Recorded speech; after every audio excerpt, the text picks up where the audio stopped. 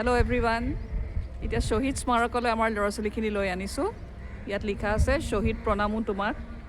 আমাৰ আন্দোলনত যিমান অসমীয়া ল'ৰা শ্বহীদ হৈছিলে তেওঁলোকৰ মেমৰিতে এই স্মাৰকটো বনোৱা হৈছে। ব'লক ভিতৰলৈ যাওঁ। এয়া চাওক শ্বহীদ স্মাৰক কিমান ধুনীয়াকৈ বনাইছে। অসম আন্দোলনৰ সময়ত কিমান যে অসমীয়া ল'ৰা শ্বহীদ হ'ল, তেওঁলোকৰ মেমৰি সদায় জীয়াই ৰাখিবৰ কাৰণে আসাম গভৰ্ণমেণ্টে এই শ্বহীদ স্মাৰকটো বনাইছে।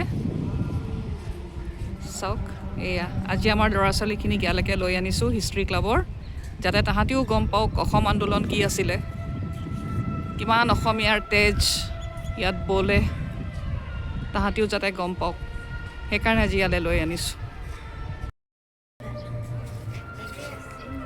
শ্বহীদ স্মাৰকৰ গেটৰ ভিতৰত এতিয়া সোমাইছোঁ আমি।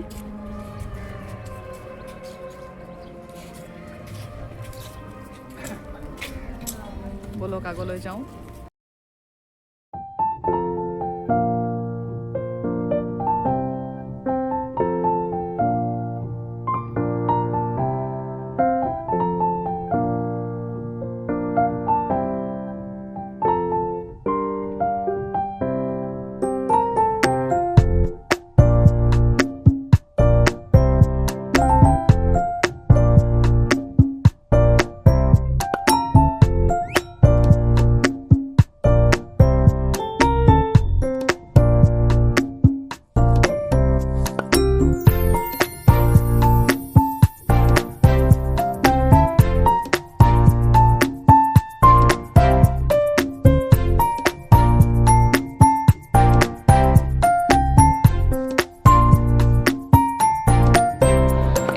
বন্ধুসকল,